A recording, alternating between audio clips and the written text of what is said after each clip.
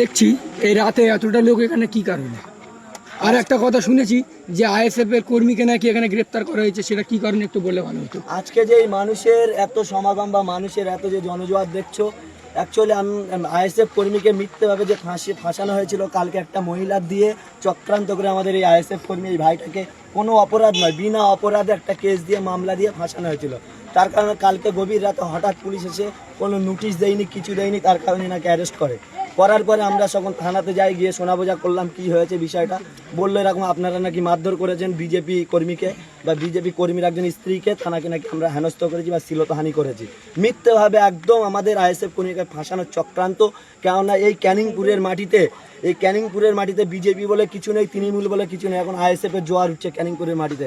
তাই আইএসএফকে কিভাবে দমানো যায় সেই পরিকল্পনা করছে বিজেপি এবং তৃণমূল মিলিতভাবে। কিছু তৃণমূলের গাদ্দার আছে, তারা আজকে নাকি শুনছি যে তারা বিজেপির ফ্ল্যাগ ধরে আইএসএফের উপর আক্রমণ করছে। এই কিছুদিন আগে যারাই তৃণমূল করছে, আজকে তৃণমূল থেকে বিজেপি করছে, তারাই কিছুদিন আগে বলেছিল আমরাই তৃণমূল করি, নওশাদ সিদ্দিকী হলো বিজেপির দালাল। আজকে সেই সব নেতাদের কাছে আমি প্রশ্ন করতে চাই, তাদের মুখ কেন বন্ধ? তারা বলেছিল নওশাদ সিদ্দিকী বিজেপির দালাল। এই গ্রামে গঞ্জে প্রতি এলাকায় দেখছি যারাই তৃণমূল করেছিল, আজকে তারা বাঁচার তাগিদায় বিজেপির হাত ধরে, বিজেপির ফ্ল্যাগ ধরে তৃণমূল আইএসএফের কর্মীদের উপর পদে পদে আক্রমণ করা হচ্ছে। এটা আমি তৃণমূলের নেতৃত্বদের কাছে জানতে চাই, যারা বিশেষ করে বলেছিল নওশাদ সিদ্দিকী বিজেপির দালাল, তাদের মুখটা আজ বন্ধ হয়ে গেছে।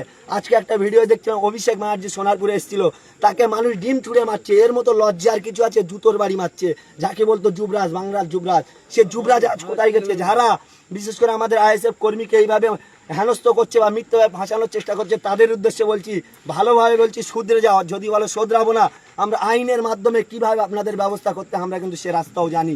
তাই এখনো সুযোগ দিচ্ছি, আপনারা শুধরে যান না। যদি শোধরানোর চেষ্টা করেন, আমাদের ছেলেরা কিন্তু শুধরে দেওয়ার জন্য প্রস্তুত আছে।